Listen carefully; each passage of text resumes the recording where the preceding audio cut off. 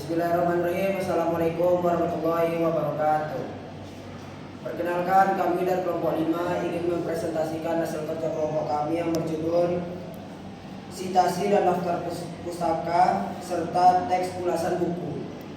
Saya Devan sebagai moderator. Saya Rizky sebagai pemateri. Saya Dara Alta sebagai moduler. Saya Agustia Putra sebagai pembaca tulis. Berikut adalah hasil kerja kelompok kami. Sitasi dan daftar pustaka serta teks ulasan buku. Yang pertama, sitasi. Sitasi berasal dari bahasa Inggris yaitu citation.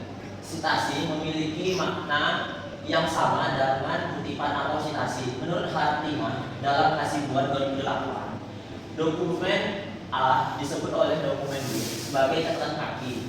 Catatan akhir bibliografi atau daftar pustaka, maka dinyatakan bahwa dokumen A dikutip oleh dokumen B dan dokumen B menyitir dokumen A. Dalam bibliometrika dengan A, dokumen A disebut sebagai cited dokumen, sedangkan dokumen B disebut sebagai citing dokumen, seperti gambar yang tersedia. Next. Untuk kutipan langsung, kutipan adalah bagian dari pernyataan, pendapat, buah pikiran, definisi, rumusan, atau hasil penelitian dari penulis lain atau penulis sendiri yang telah terdokumentasi. Kutipan langsung adalah bentuk kutipan yang menyalin langsung dari sumber asli teks tanpa melakukan perubahan apapun dalam penulisannya. Contohnya seperti yang ada di slide pernyataan Bob 2002 halaman 16 bahwa pengaruh pemikiran globalis dalam pendidikan dapat dilihat dari maraknya studi pendidikan global. Di situ kutipan langsungnya ditandai dengan titik 2 di atas dan diakhiri dengan titik 2 di atas. Next. Ada yang namanya kutipan tidak langsung. Kutipan tidak langsung ini adalah kutipan yang diuraikan kembali atau ditulis dengan kata-kata sendiri, atau kutipan yang tidak sama persis dengan kutipan aslinya. Pengutip hanya mengambil pokok pikiran dari sumber yang dikutip untuk dinyatakan kembali dengan kalimat yang disusun oleh si pengutip. Contohnya di sini ada pun dalam The Structure of Scientific Revolution dalam York 2005 halaman 5 mengatakan bahwa perubahan intelektual dibangun dalam komunitas. Next. Ada yang namanya catatan kaki atau footnote. Catatan kaki atau footnote adalah salah satu dari 3 teknik penulisan yang bisa dipakai untuk menandai sumber kata. Catatan kaki terletak di bagian bawah setiap halaman dan dapat memberikan penjelasan penting yang dianggap akan mengganggu apabila dimasukkan pada buku tulisan. Next. Untuk penomoran catatan kaki atau footnote, penomoran footnote menggunakan angka Arab. Bisa 1, 2, 3 dan seterusnya.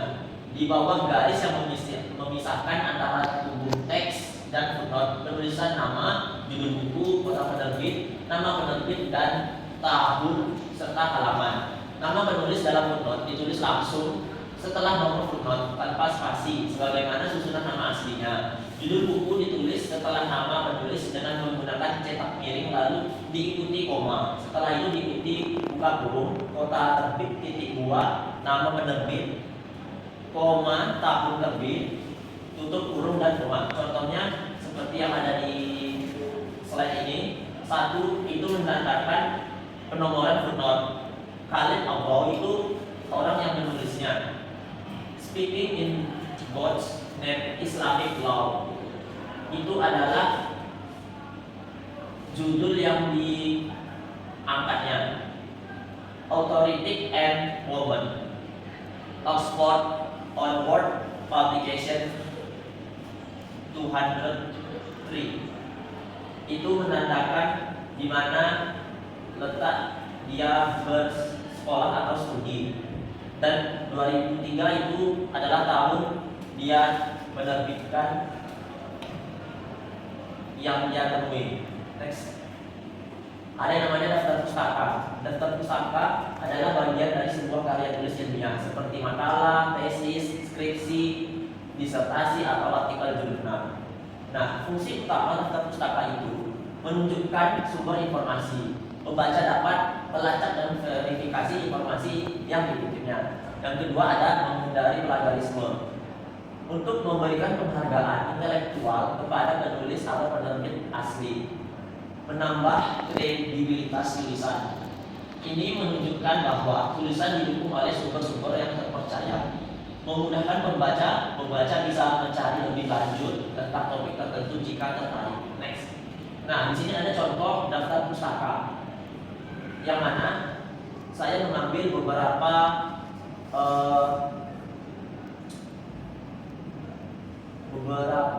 style untuk menulis daftar pustaka. Yang pertama itu ada MREA style, yaitu Modern Humanities Research Essay. Umum digunakan dalam bidang studi humanoria seperti sastra, humanoria, seni budaya, bahasa dan budaya. Contohnya seperti ini. Saputra Alkoma, Muhammad Andika Sasmita. Mereka berdua yang ada di situ, dan mereka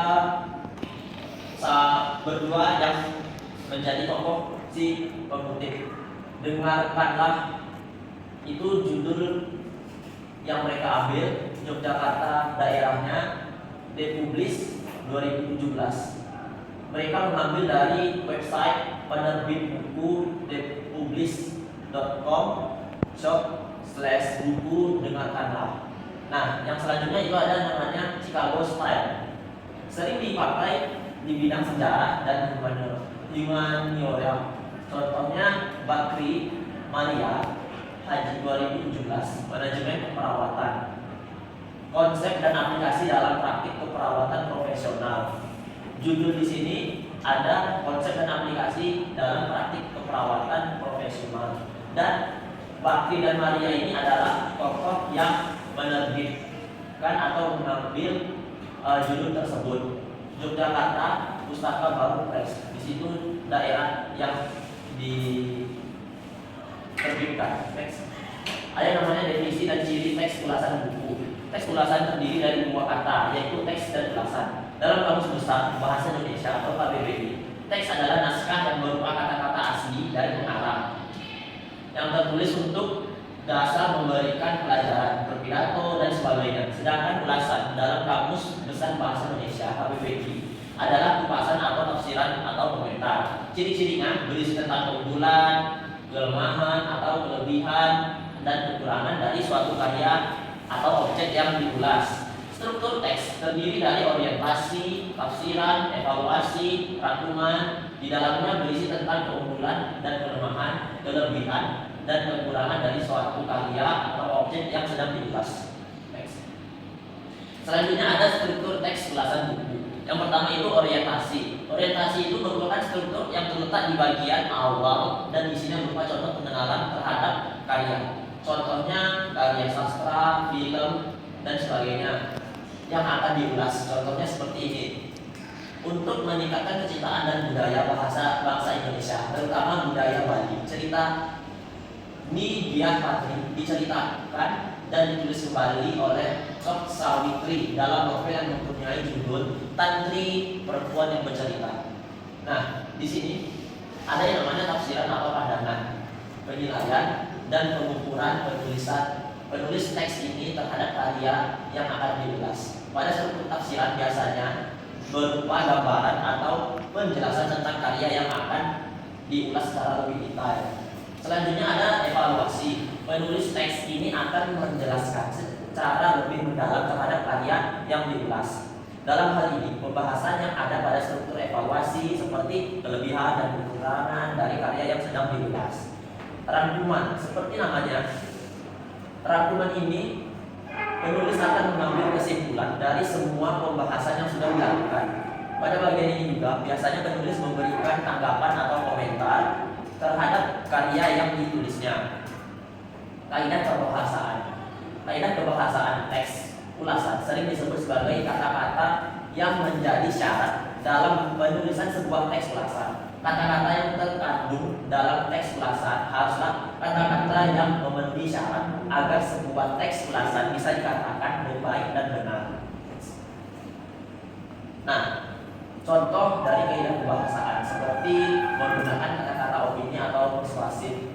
Opini itu pendapat atau pendirian adalah pendapat, ide atau pikiran untuk menerangkan preferensi. Memakai konjungsi. Konjungsi eksternal mempunyai 4 jenis, yaitu penambahan seperti dan atau perbandingan, ada tetapi, bisa sementara, waktu, sebelah, sebelum, sejak, ketika, dan sebab akibat. Kata-katanya sehingga, karena, sebab, jika, walaupun, sekalipun. Next, memakai konjungsi internal.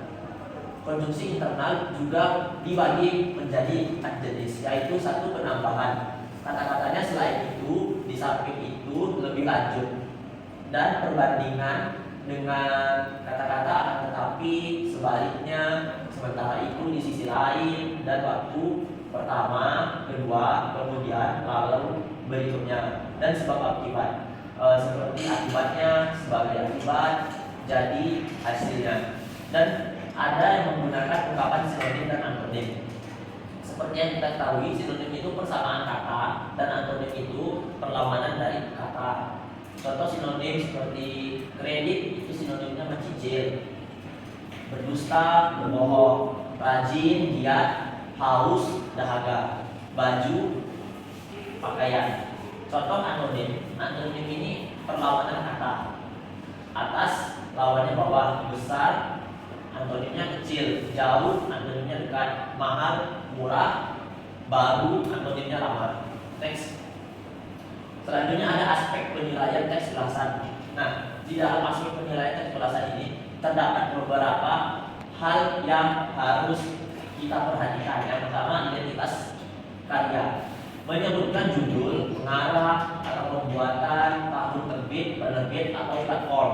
Sinopsis atau deskripsi, memberikan gambaran singkat tanpa spoiler besar tentang isi karya tersebut. Analisis atau kritik itu mengevaluasi aspek tertentu seperti bahasa, alur cerita, desain, kualitas produksi, kelebihan dan kekurangan, menyajikan pro dan kontra secara objektif atau subjektif sesuai sudut pandangan penulis. Selanjutnya ada yang namanya rekomendasi, memberikan saran kepada pembaca apakah karyanya layak dikonsumsi atau tidak.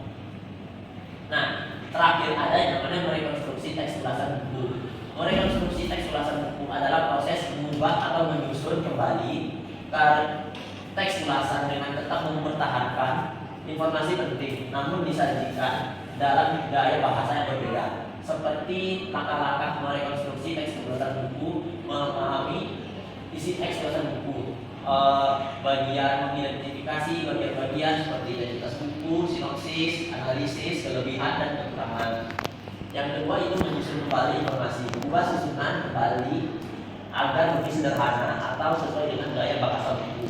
Yang ketiga menggunakan bahasa yang lebih ringkas atau formal atau tidak formal sesuai konteks. Misalnya bahasa formal menjadi bahasa santai atau sebaliknya. Terakhir pastikan tetap memenuhi struktur teks. Di sini saya akan memberikan pertanyaan kepada audiens.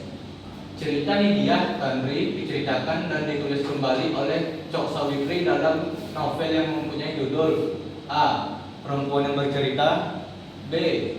Tanri perempuan berbicara, C. Tanri perempuan bercerita, dan D. Tanri perempuan yang bercerita. Sekian hasil dari kerja kelompok kami. Lebih dan kurang mohon maaf. Assalamualaikum warahmatullahi wabarakatuh.